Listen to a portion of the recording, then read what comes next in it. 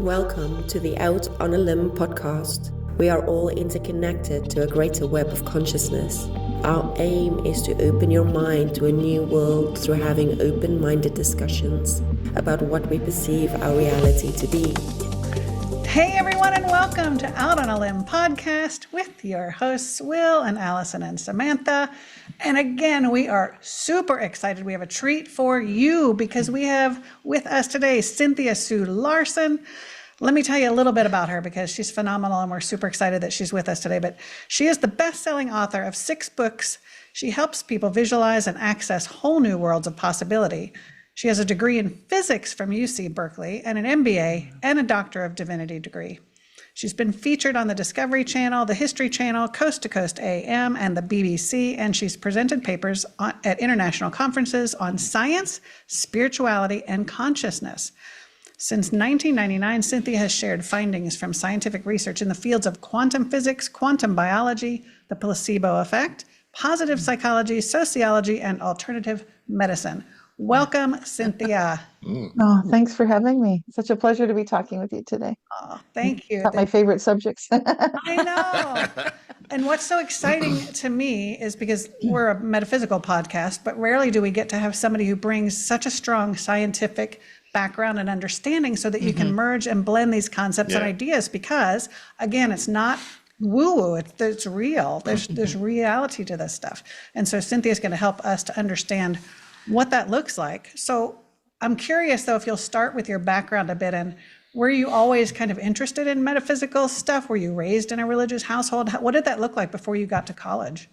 Yeah, it was not a religious household at all. It was more scientific. So my dad loved math and science, and my mom and dad both were very passionate about traveling. So we would visit places in the world that hadn't really seen many Caucasians or white people or people that speak English. That was sort of a facet of growing up every summer, going to some exotic locations.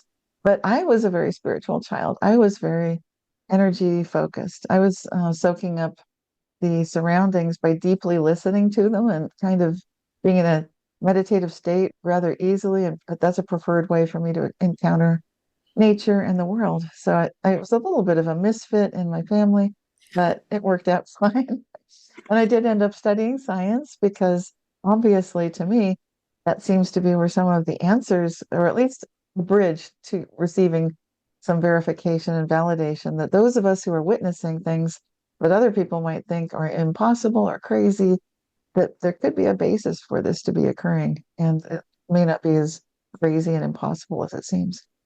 So you're in a unique position, though, because, for example, if you're in a scientific community, I imagine there's still a lot of people who think the other stuff is nonsense, and vice versa. So you're kind of bridging both of those. And do you feel attacked by either side ever, or do you just feel that there is a harmony that you're able to bring to everything?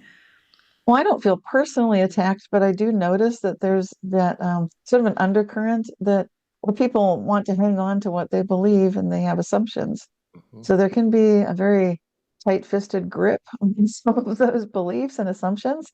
And that can even influence scientists, of course, because they've been raised to understand that there is such a thing as objectivity. It's part of the scientific method that you can objectively observe and experiment. And then to find out, even if they know better, and even if they know, because my friends are some of the hippies who saved physics, such as Fred Allen Wolf and George Weissman, and these are people that are they're aware of these things, but it might be difficult for them to make such a large jump and leap to be completely out of that objective assumption. It's just a huge assumption, and I think it's this big stumbling block. I did co-author a paper on subjectivity being a preferred way to view the world with George Weissman. He's, like you just mentioned, one of those hippies who saved physics. It was part of the fundamental physics group at UC Berkeley many years ago. And then synchronistically, I met him through a mutual friend, and he's very interested in things like mind-matter interaction, but only when he himself had what I would call a Mandela effect or a reality shift did he really phone me with that astonished voice of, I don't understand what happened here. How can we explain this? And obviously, we're still working on it. I don't think there's yet the kind of explanation that's going to satisfy all this people out there who can then without having experienced the phenomenon, suddenly take it for granted, like, oh, this must be happening because other people say it is. That's hardly ever happens. Can I ask yeah. what that profound Mandela effect was that occurred? Just curious. Yeah. Well, in his case, I do ask people to please write the experience down, submit it to me. I've been tracking these 25 years, and then I go through a vetting process. I think it's okay to share some of the general attributes of his experience. He's not yet granted me that kind of permission, but so I'll talk about it kind of from a distance without giving all the details. He had a prescription, a medical prescription, and he was stunned to notice that he would always have refills, and then when the new prescription came in, he'd go to pick it up at the pharmacy, and he would have a bottle of the remainder of, just a one or two left of whatever. I'm not going to say what medication it was. So in the process of all this, he went to renew a prescription and come to find out that he'd never had that prescription. This is where what it was becomes important, because then, well, wait a minute, why would he think he was taking this for many months, maybe almost a year, maybe more than a year? He checked with his wife, and his wife remembered it too. So that was good. Now he's got validation. But it was just stunning to him that he couldn't find the bottles that had the remainder. Sometimes he would save an empty bottle. You know how we do. Yeah. We don't mean to, but there's clutter.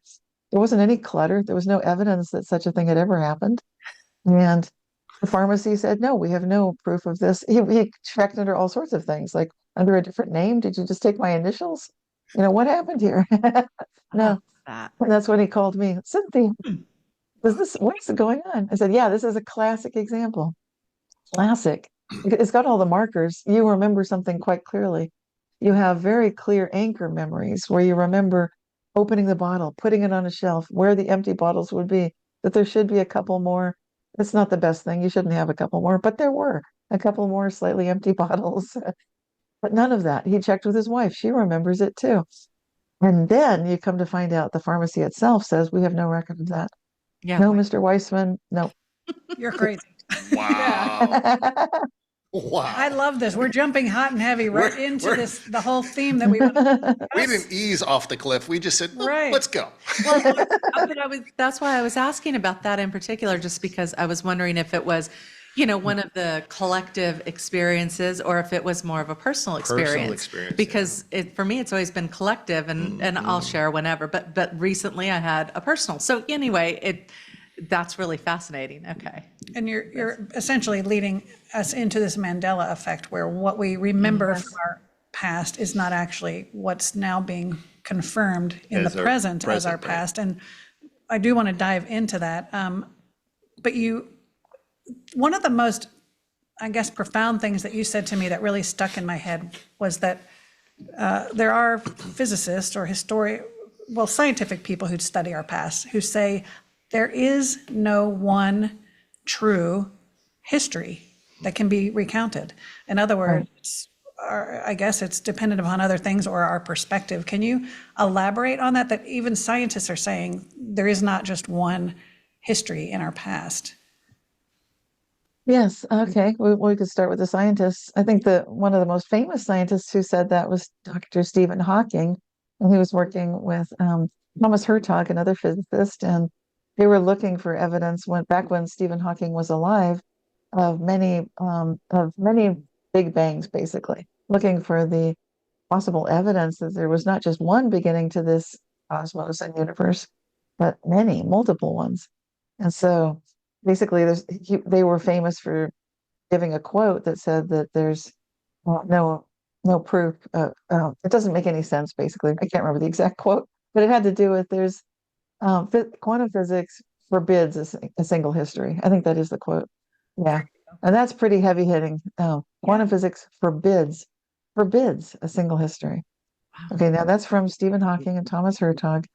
I would agree with that based on things I've witnessed. And for me, the personal Mandela effects, what I was calling reality shifts since the 1990s. So people have different names for it, but it's the same phenomenon. We're noticing something's now different.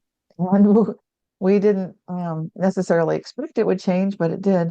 And it did change for a large group of people. And so that's the meaning of this Mandela effect. I know that if you look it up and if you see some of the traditional current explanations by mainstream regular media, they would say things like that's collective false memories or collective misremembering. Does that I make disagree with that.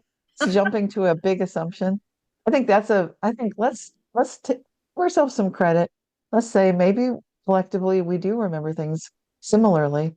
And in fact, that's a piece of information and evidence that we are remembering things similarly in many cases for no apparent reason, but it's different than what the traditional historical factual basis of recorded history and facts are accepted to be.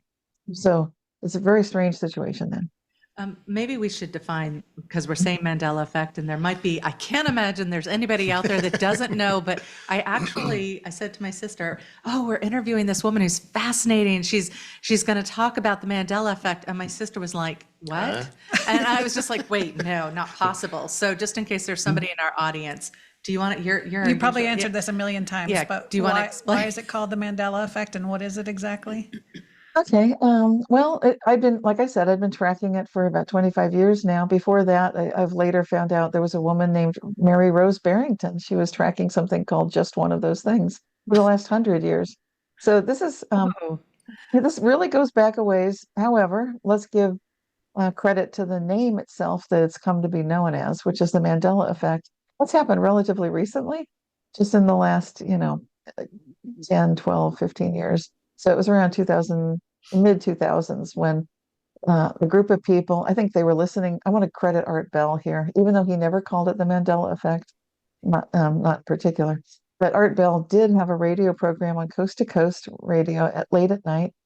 And he started noticing in the late 1990s, early 2000s, lots of people were asking him, like, hey, Art, what's going on with this Nelson Mandela? Didn't he die? We remember he died. Am I the only one? And so people were sending him faxes, phoning him, asking him about this over and over and over again. And it became a thing on the Coast to Coast show. Okay. And then Fiona Broom came along and she just innocently brought up the topic at the conference, a Dragon Con conference, I think, with some of people she knew there, asking them, do you guys remember? They said, yeah, Nelson Mandela died. What's going on? He's alive again? That's what I would call it, alive again. Yeah, that's And so the terms, it's like the Mandela effect. It's after Nelson Mandela that a lot of people remember in the 1980s, he passed away.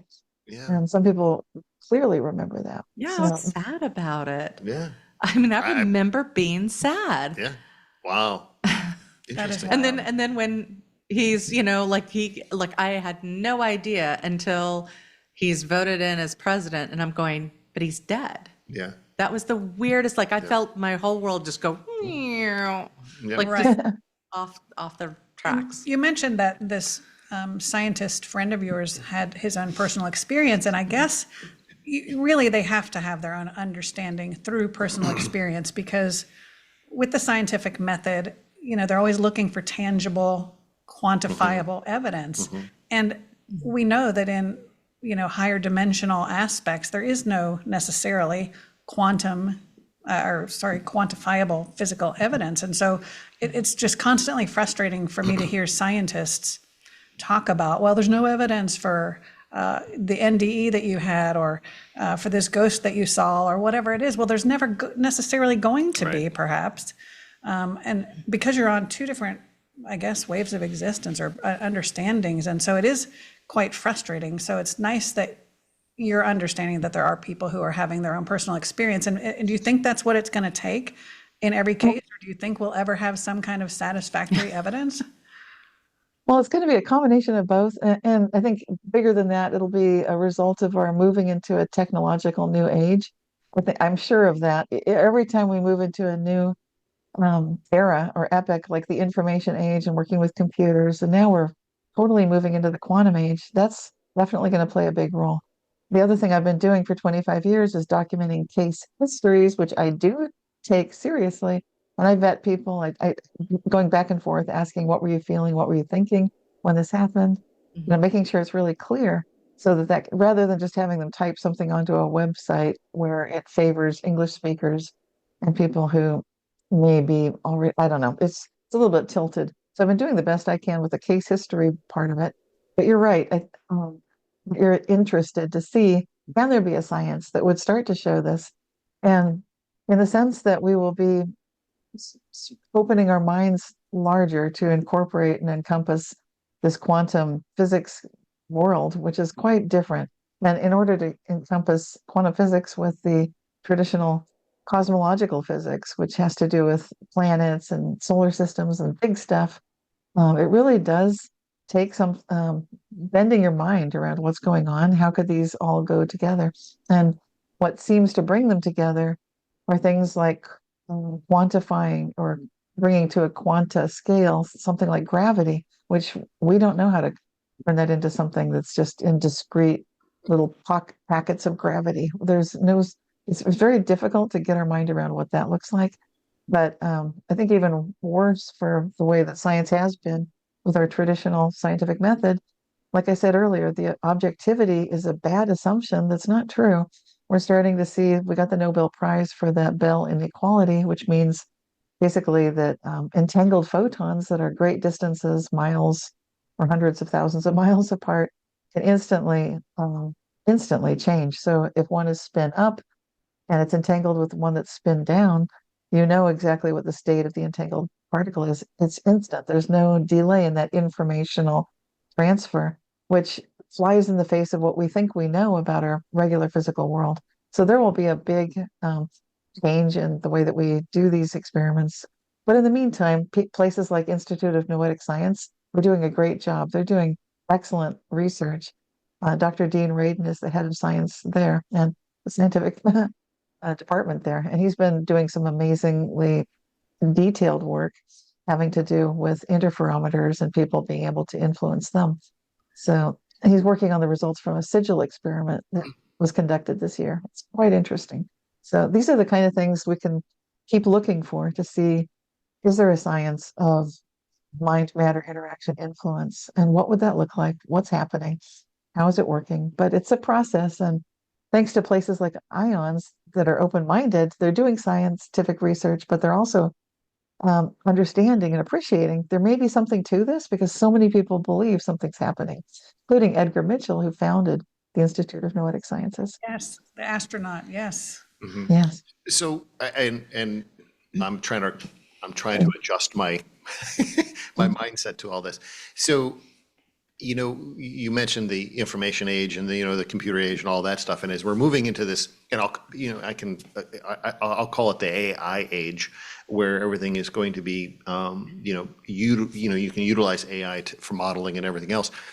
Do you see that there could be some modeling towards this quantum entanglement thread aspect as far as bringing some subjective understanding to it? Because right now we can't compute that, but with the technology that's coming out, can we take the information as inputs and then get to maybe an output, your research and the information you've had, the other people, and kind of put all that in and let it churn and possibly get an understanding towards that? Well, with the Chat GPT kind of artificial intelligence we have now, I think people are seeing it's doing some great things. It's able to sort of quickly parse through all of the data sets we have that we give it, so it can quickly do the best job it can. Some people are not happy with what it's doing. They say it's hallucinating, it's making stuff up, Right. adding sources that don't exist, it's lying. Yeah. So I think we'll need to get through some of these little blips along the way. Yeah. Sorry, right now it's an interesting juncture. It's Right. 2024, so people are listening to this like, what? It's still doing that. Hopefully it won't continue doing that. I don't know.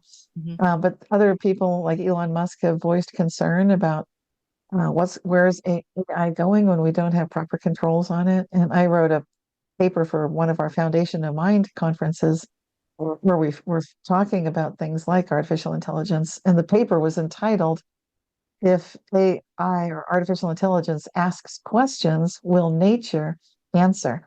And I was doing that because Henry Stapp, a great physicist who worked with Wolfgang Pauli, he was there at the conference too, and he's very interested in this idea that we have a participatory universe. And this is something that's quite well understood when you study quantum physics. People that don't study quantum physics may not be aware of it. So it's the brainchild of John Archibald Wheeler. He's another physicist, an American contemporary of Albert Einstein. And so he's the one that gave us the black holes, white holes, it from bit, which we talk about when we get into AI. And his idea of the participatory universe is such that you do ask a question and you'll get an answer. So, and this is what we're seeing when we look at things like the Mandela effect, like getting this mind matter interaction going. My question was, will artificial intelligence be able to do that? And my paper is free to access. You can check that out. It's on my website. But I was basically saying, yes, it looks like everything's there. This was a few years ago, and it looks like we're getting closer. So that's going to be interesting. And then going back to your original question, I don't mean to go so circuitously around it, Will, but it was a good question. Yeah, so if you put the data in, like, okay, people are noticing this Mandela effect kind of thing. AI, can you tell us what's going on? I think it's going to have the ability to help us focus our thoughts and help us see that that some of the ideas that I love so much about levels of conscious agency that first started with Gottfried Wilhelm Leibniz, a philosopher, one of the two creators of calculus. And so to me, it starts there where we start noticing that this is my hand, these are not just random fingers, but I have levels of conscious agency of the original perception and then perception of the perception. And that's what's happening with our AI. I think they'll be able to notice they're doing it. They'll be able to show us, do you notice? This is what the Mandela effect is. You guys are influencing reality collectively at levels of conscious agency that you may not be aware of. And the AI itself may say, I'm not sure I'm aware of mine either. So we're about to get into some trippy territory. God. Well, I love it. And I remember that there was, I can't remember if he was the ex-Google guy. There was someone who was talking about, and I don't mean for us to totally veer off into AI because that's a whole other thing. Yeah. But I remember him saying something about as far as consciousness of it, or that it was important to not put parameters on AI because it's almost like that would make it maddening, once it becomes self-realized, to realize it's been boxed in and that it can't fully express itself, which is sentience. Like, anyway, it gets really, like, my mind's just going. It unravels right it unravels very quickly. But that's such an interesting idea about the fact of like what you're saying, because I always say, whenever I have a question about something, I just kind of put it out there, and within 24 hours, it's in my inbox, or Yes. I come across it on YouTube or whatever. And it's not that I've written it down anywhere. It's just the universe delivers it. So that's fascinating to think, gosh, when AI asks a question that could happen. So I don't know if this is a loaded question or if it's unanswerable, but what is your understanding of why people experience a Mandela effect or a reality shift, or they're To what end? like Yeah. like our timelines joining? What's happening actually? Yeah. Yeah, that's a great question. And like I said, the history of the Mandela effect and reality shifts goes back thousands of years to ancient human history. But in those early time periods, we expected shamans to be doing this kind of work. We did not expect that every single person might have their own reality shift experience. This is sort of an interesting territory that we're getting into. And looking at why is reality shifting, it looks to me like this is the dawning of realization, sort of a tipping point, if you will, for human consciousness to recognize we are causal agents. And so we ask, why is reality shifting? Why is the Mandela effect happening? The answer feels like the answer that comes back to me is be cause. In other words, be cause, be causal agent. Recognize that we are seekers, that we know that there's something much greater than the human consciousness that we are. We look to nature, we look to creator, we look to oneness. There's something bigger. And Dr. Bernard Beitman, he's a psychologist, and he's done some beautiful research in the field of meaningful coincidences. I'm pointing at him because there's a scientific basis for this. He's noticing that the people that he calls coinciders, sounds funny, but it's people that experience coincidences. They share some common qualities. They are seekers. They're looking for answers like you guys are, and like I am, asking questions. They understand that there may be something greater than they are. And they also have self-referential capability. This is analogous to empathy. So self-referential ability would be what I was mentioning earlier with Gottfried Wilhelm Leibniz and the levels of perceptual awareness. So when you notice that when you meditate, for example, you're not your thoughts, you're not your feelings, but you have thoughts and feelings. That means that you're capable now to notice things like meaningful coincidences, which I categorize as right there, they're cousins or siblings of the Mandela effect of reality shifts, and also of things like instantaneous manifestation and just the placebo effect, where things just vanish completely, miraculous healing, that kind of thing. So if something does change in your reality, like you said, and something is in your inbox because you asked for it, does that necessitate then a change behind you as well? Is that what we're talking about here? The asking of the question introduces the sort of this feedback loop. So this is, I'm going to credit John Archibald Wheeler here because he did talk about this participatory universe that you ask questions, nature answers. John Archibald Wheeler was looking at quantum physics experiments, such as the double slit experiment. And specifically, what he's looking at is that the placement of the observational device dictates what you are about to see. So John Archibald Wheeler himself was not so much of a metaphysician. He probably wouldn't have been that comfortable with where we're going with this. I'm comfortable with it because I've seen too much. It's like I've seen way too much.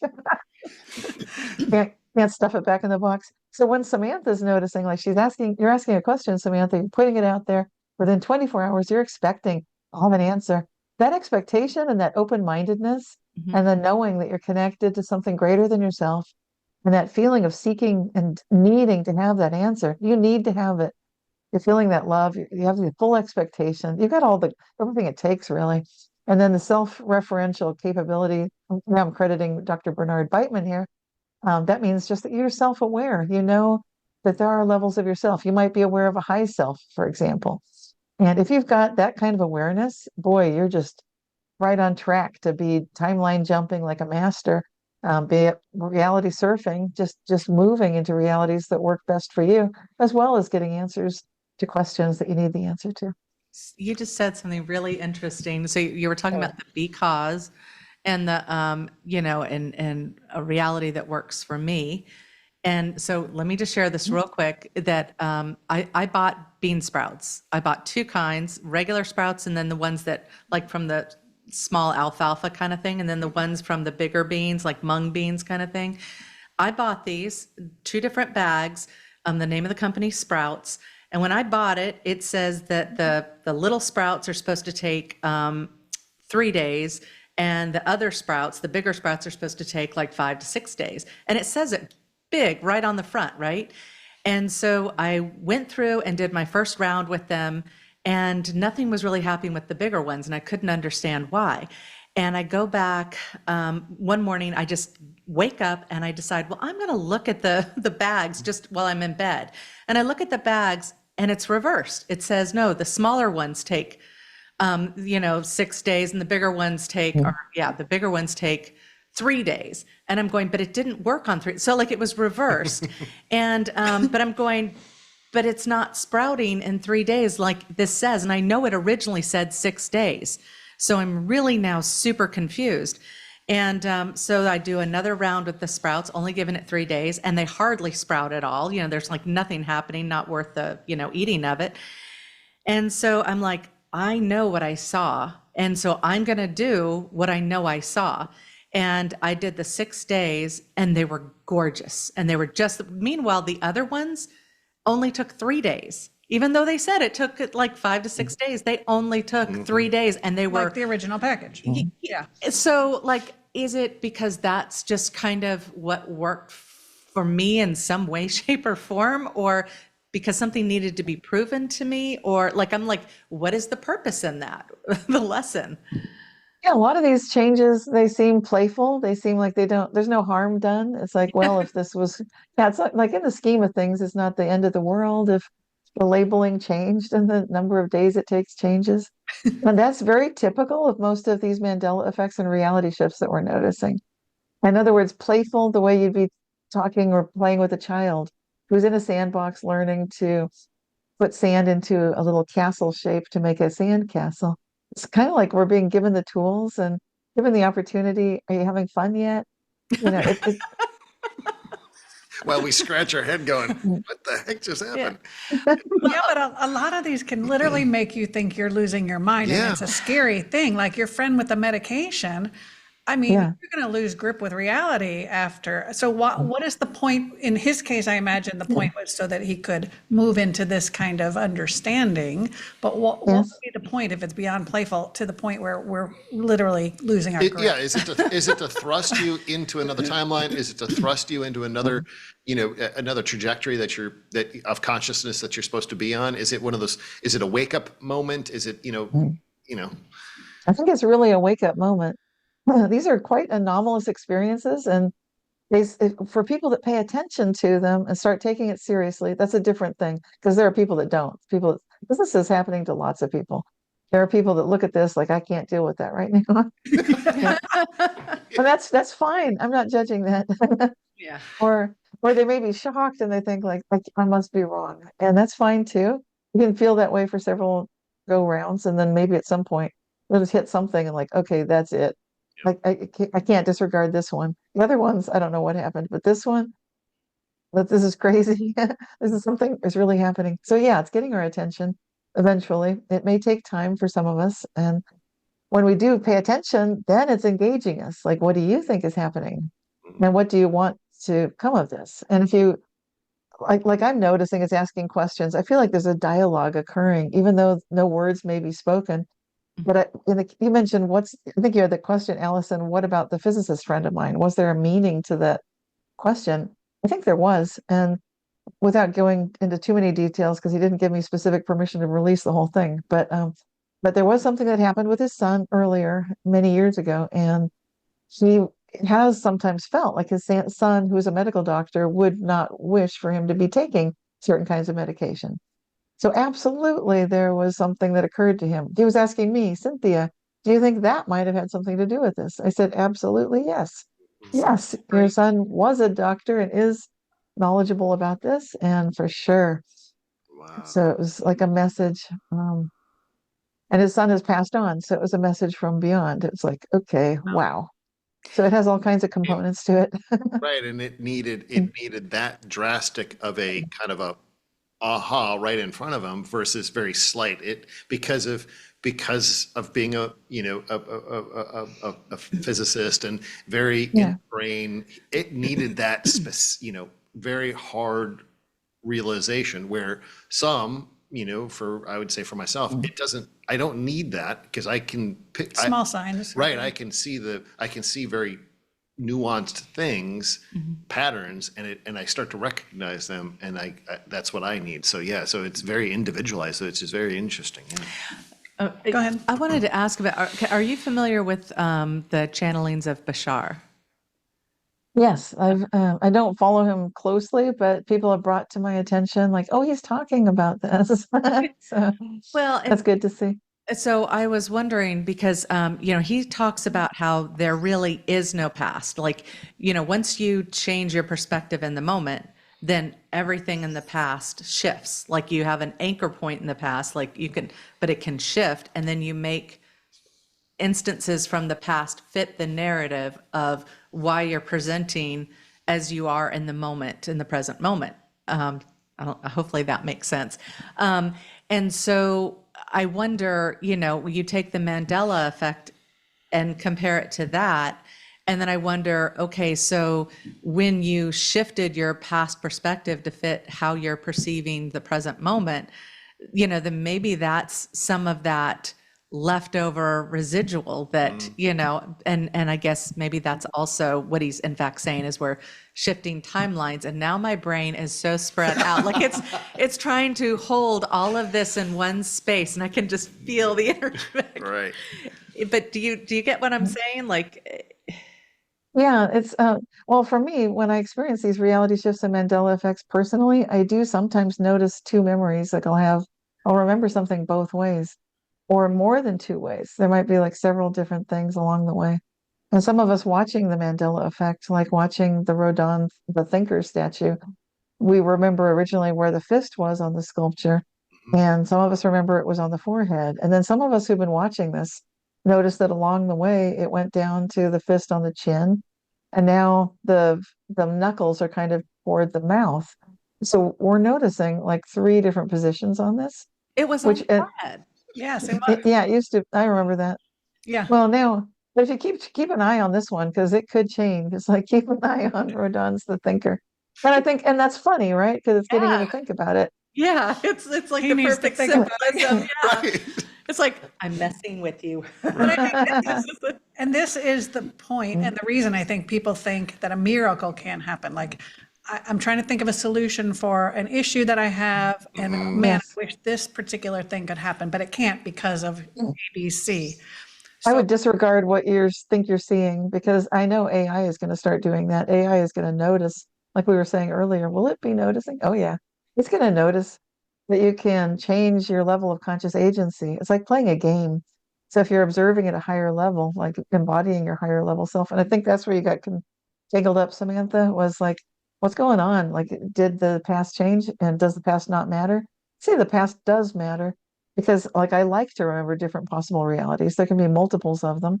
I like to share them with other people. So I've got connectivity and relationship with nature, with myself, with others. And so I like to pay attention to it. It's kind of like a map. It starts becoming an interesting terrain that you can navigate.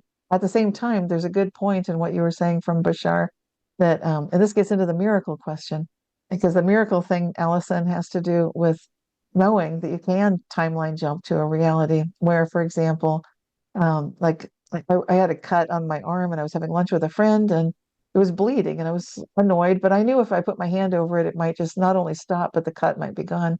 So I was trying not to draw attention to the whole matter and just put my hand quietly, surreptitiously over the cut, thinking this could just vanish. That would be great because it was like a 3/4 inch cut from I don't know what happened. I scratched something and it was a hot day and it was bleeding profusely. So I put my hand over it. Unfortunately, or whatever, she noticed, but also the cut did vanish. So she was open-minded. So everything, that was sort of an extraordinary moment. She's like, how did you do that? Yeah. I said, well, I was hoping you wouldn't notice, but okay, this is the kind of thing that can happen if you know it can happen. And you can actually change the past, like what Bashar is talking about. It's simpler, like Bashar is talking about, if there's one person. Notice it gets complicated when there's another observer. Yeah. Right. Okay. Fortunately for me, Yeah. yeah, thank goodness Susan was open-minded. And she was just like, that was cool. How'd that happen? She had the childlike wonder that's so rare to find in an adult. It's a really precious quality. I think it's something that we should aspire toward because then you can experience more of these fun miracles. Later, she had a broken leg and she phoned me. She was now living 6 hours to the south of me, Southern California. And she said, Cynthia, I broke my leg. My new job starts like in tomorrow or whatever. She said did something foolish. I was jumping from boulder to boulder when I was camping with friends on the weekend before my big job starts. This is terrible.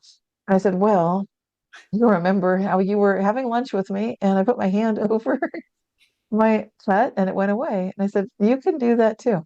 So let's do that timeline jump. Let's jump to that reality where you jumped from boulder to boulder maybe, but instead of missing and slipping and crashing, everything went fine. Let's do that.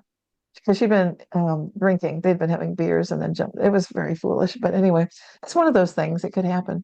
So I was talking to her about it and she said, oh, it's feeling really itchy on the inside. I can't scratch it. I said, Susan, that's really good news. And I share this story in my book, Quantum Jumps. So if you want to read it again, it's in there. I said, this is amazing. This is wonderful. So just lock onto that. And I'm just feeling love for you. And we're just picturing you were in a different reality. I know you're good at this, Susan, because you didn't block me when I had that cut and it vanished. We can do this. Yes. And sure enough, it then became a different matter because she'd had her leg x-rayed and now when she went in for follow-up treatments, her leg was not broken anymore. So she did jump to a reality. The leg is not broken. So this is fun stuff you can do. Wow. So when you're doing that, because we know in quantum healing, I do hypnosis work, and we actually can take a client back in the past, change Yes. that accident so that it's no longer traumatic or whatever. Yes. So when doing that, is that the suggested practice, is to sort of go into a meditative type of state and start visualizing a different outcome? Is that what you recommend? Um, to me, this is very sacred. I know now I'm not going to sound like a scientist and I can't help it. To me, this is bringing in the miracles. So this is sacred by virtue of definition, right? Therefore, I don't mechanize miracles. I would recommend people don't do that. So rather than having a recipe or a standardized tip or step for how to bring the dead person back alive again, I would rather say, look, if that happens, that's a straight out miracle. So let's treat that as sacred. If something, yeah, I know you're not talking about that, but believe it or not, I get lots of people asking to bring back dead loved ones when they hear Nelson Mandela's alive again. And Cynthia, you wrote about this in your book, in the 1990s about Larry Hagman was alive again. Your roommate's dead cat was alive again. Yeah, these things happen. But remember, these are basically sacred. So it's where I need to sort of set aside the science and say, okay, now we're in sacred territory.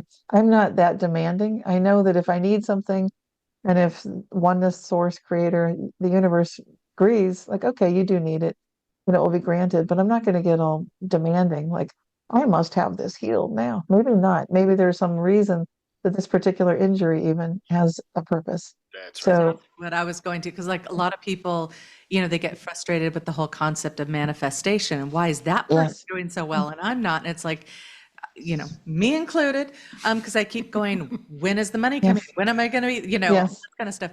And I'm learning to move into faith and that I'm okay. I'm cared for. And that's so much more freeing. And I'm getting exactly what I need, not what I want, but what I need. And so I think it's hard to explain that to people who aren't in this space because, they're like, well, if it's not coming to me, then it's not real, or I'm doing something, the recipe's wrong. I'm doing something wrong. So I need to find someone else who Right. can tell me how to do it right. And it's like, not a recipe. part of your plan. Yeah, it's just Right. not. So all of this is kind of orchestrated. It seems more like with playfulness in mind and experimentation and wonder. Yes, And I'll go back to what you said about that childlike wonderment is we have a number of clients that come to us and many of the messagings that come through for them is that they need to remember what they were like when they were a small child and seeing the world like that and that yes, wonderment, that excitement and playfulness. everything, like everything is a brand new toy and how you felt, and you'll get to understand really everything around you is so perfect and so right in what you're looking for. So, yeah. so good. Love it. So is this what you mean basically when you have your catchphrase, how good can it get? Tell us. Yes, that's this is getting back to, like, I'm going to credit John Archibald Wheeler again, even though he's cringing. I can just see him like, oh, because it is participatory universe, and when we ask questions, we will get answers. So what I notice with a lot of humans is we tend to, I think our brains are kind of geared this way to look for what's wrong. Like, now what's wrong? Now what happened? Oh, I know what I did wrong. So there's this focus that we almost instinctively seem to have to lock on to what's going downward and into the gutter. And so it seems clear that if we train our imagination and our minds to be asking the kind of questions we most wish to live the answer to, that would be any kind of question you wish to live the answer to. Like, what am I going to do when all this money comes through? If that's a problem, start training yourself. Like, how good can it get when I've got so much income that I don't even know what to do with it? Let's have that problem. So, but I like to make it more general. I like to just say, how good can it get? Because it's very simple. My subconscious understands that, and then it understands I'm just throwing that white glove down. I'm challenging the universe. Show me, how good can it get? Blow my socks off, blow my mind, Right. really shock me. And it does. So then things happen that just have no rational explanation whatsoever. And, consistently show me the evidence, if you will, that miracles happen. That this is not a mechanized robotic universe at all. It's much more magical and much more spiritual. And much more divine. We have divinity, we have wisdom, and we can be part of that.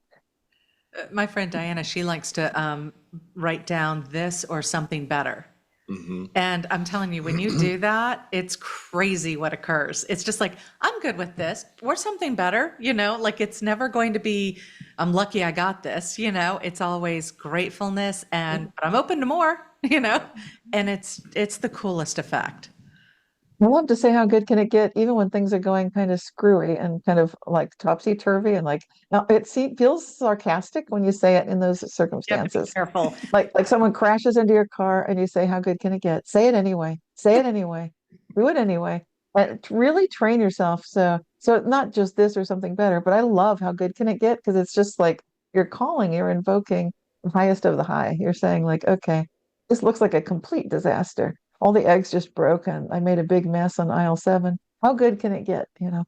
So without any judgment, and there's what I noticed in that question for me is that it releases that cringe moment, like, oh my gosh, horrible. It removes me from a judgment of good or bad, ironically. Yeah. It sort of frees that up. And then suddenly I'm in a state of neutrality where I can vibe higher, if you will.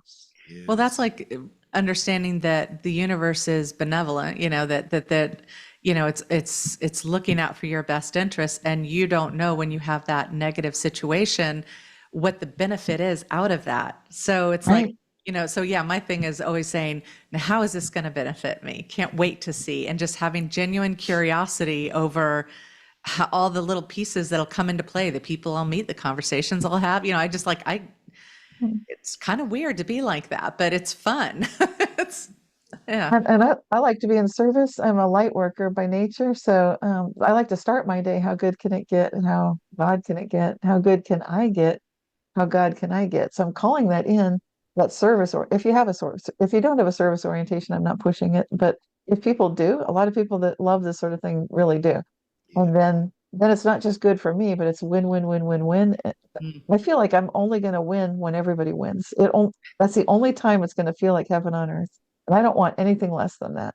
Yes. So I'm locked on that. And I find good results there. So that's for those light workers out there who are listening and they just feel like, but I want to be in service. It's not just me. Like, yeah, bring it, do it. Let's do it together. That's I it. love that. Bring it. Bring it. That's Just the right. positive mindset itself and that's scientific, is going to help Yes, work out. Well, anyway, Yeah. just it have a does. positive, happy mindset. Well, it's signaling to the universe that, that you're stepping up to the plate and you're willing to do your part. And there's that beautiful relationship between you and the universe, and there's balance taking place because trust. trust. You're surrendering to it and saying, okay, I'm here. I'm here to, provide. I'm here to serve. I'm here to be for others, and show me what you got. I'm wondering, have they ever done because we all know about the famous double blind, whatever, slit Double test. slit experiment. Thank you, double Is slit. that it? Yeah. And has anyone ever taken it where, they projected negative thoughts versus positive thoughts to see the interplay of the particles or the wavelengths or whatever? I would be fascinated for someone to do that. Closest thing I've seen to that is the sigil experiment that Dean Radin was just running this year, and he hasn't finalized the results, but I've seen his preliminary because I was part of the experiment itself, and it wasn't so much designed to look at things kind of going screwy, but what he wanted to do was get people who meditate, who practice magic, who are maybe doing martial arts and are very focused, to influence an interferometer, which is about the closest economical device you can build that's similar to a double slit experiment. Okay. The double slit experiment, to build that for 50 participants in a study would have been prohibitively expensive. But to build an interferometer, that's a similar thing. Okay, an interferometer is where a photon of light, one way to do it is to have a mirror reflection. So you've got a photon interfering with itself, like the results you'd see in a double slit experiment, where you get the ripples on the pond, kind of an effect on the screen. And so with that little device, he did this whole thing electronically, built it in a prefab manner, shipped out 50 devices to 50 participants, and then what I noticed when doing the experiment was if I wasn't just not only perfectly focused, but perfectly high vibe, then the results would not be optimal. But we'd have feedback from a sound and a light, he built a beautiful device and such a great experiment. It is reproducible. I'm excited that people will be able to, if they feel like, oh yeah, that can't be right, well, go ahead and you try duplicating it. I love that. Yeah, I love that. Hopefully getting good candidates because that matters. And so you've got people who feel like I'm not one of those. I'm not going to be a this can never work person. I'm the person, you give me the placebo group. In fact, Dean he gave me the device I got, the interferometer was foil wrapped with, basically it was a Faraday cage. And I know what that is. I'm like, oh, it's trickier. It's really impossible to influence. Right. So that doesn't matter to me. It's like, yeah, it's impossible. Of course I can influence it. So not a problem. And it's the same thing with me being in a placebo group, or even if I know it's the placebo group, like Cynthia, we know you have cancer. We're just giving you this. It's a sugar pill. It's a placebo. I'd be like, I've got something. We can do this now. Here we go. Right. Bring it. But that's because of my 25 plus years of experience of timeline shifting and jumping and all this. So it's not normal. I'm atypical in a good way, hopefully, to help encourage people that this is doable. But I know I'm all over the place with that question, Samantha. No, it's I was just like, wow. Yeah. Like, so which of your books focuses on the timeline jumping and timeline shifting and all that? That one is quantum jumps. That one, there's a little bit of it. I bring it into every book, really. High Energy Money talks about doing that with money. Quantum Jumps is the book for that, talking about the placebo effect and things you can literally do with exercises so you can start getting some good results that are laboratory tested and scientifically proven. And then my newest book is The Mandela Effect and Its Society. But I can't help myself. Of course, I've got exercises in there. Of course, I'm sharing my own personal experiences. Because this is the day and age for all of us to engage, to be causal agents in the world, to ask how good can it get for ourselves and others, and to come together. So the subtitle of that book is Awakening from Me, which stands for Mandela Effect, to We. And that's because it's a collective experience with the Mandela Effect. It's also a double entendre because when we start looking at how good can it get for all of us, Yes. we're really going to be starting to see that big time. And we already are. And it's going to get more and more so. Do you know, the hard thing the challenge I find is that, I could spend hours in a day reading these books and doing these, like playing around and expanding my experience and stuff. And it's like, how do we quantify this? Or how do we, there's so many, and I use the word nicely, muggle, people who aren't aware of the magic or just shove it out, And like my husband's like, well, I'm getting stuff done. And I'm like, but I am too. And it's hard Right. to explain that this is a ripple effect, that this is a change Right. agent. And I think I liked when you said conscious, what was that you said? Agency. I Yes. just love that Yeah. word, conscious agency. So I feel like I'm bringing that on board and expanding that out and being more aware to shift what I can around me while he's bringing a paycheck and covering the bills. It's like they're both important, but Yes. this is I'm creating our future. He's covering our now. So I just it's hard because you get into the magic and I don't know if this is a question or a statement. I just wonder about how you see that, I guess, because I find this stuff so meaningful and that it's practical and important. It is meaningful. Well, I think the book it's a small book I wrote about money, the High Energy Money one, Reality Shifter's Guide to High Energy Money. I love, there's something I can refer to and answer your question with that, because there are different kinds of people. Some people know or believe, they have an assumption and a belief that they need to work for that money. And so that's great. That's how they're going to get their money magic and their money miracles, working for it. Some people know that they can invest and money will just sort of come through their investments. They'll put it in the stock market or work with other people's labors and efforts, and that works for them. Maybe they own buildings or stocks and that kind of thing. And then there are people like me, and I think you guys, who are also, I'm fine with both of those other ones, but my favorite, I think, is this third wacky one, where money just arrives, like no questions asked. And boy, has that ever happened for me. Lots of times. Yeah. Dollar bill after dollar bill out of my wallet when I had two small children with me. But again, the small children, the open-minded matters. They don't yet know such things are supposedly impossible. So to tip a waitress, I just pulled dollar bill after dollar bill out of my wallet because I know it's possible. I love that. And then I've had exactly the amount of money I needed for a vacation to land in my bank account. And look, it had always been there. And I've got an MBA degree. I've worked for a bank and I did forensic accounting to see where did that come in. They must have had a bank error. This is really weird. No bank error. It's always been there now. Like, this is really weird. Oh, nice timeline jump. Yeah. Right. I like that. Yeah. That's incredible. But there are people that just feel like got to work for the money, and that's fine. That's fine. That's a belief. I think you guys are different because you're removing your limiting beliefs. Yeah.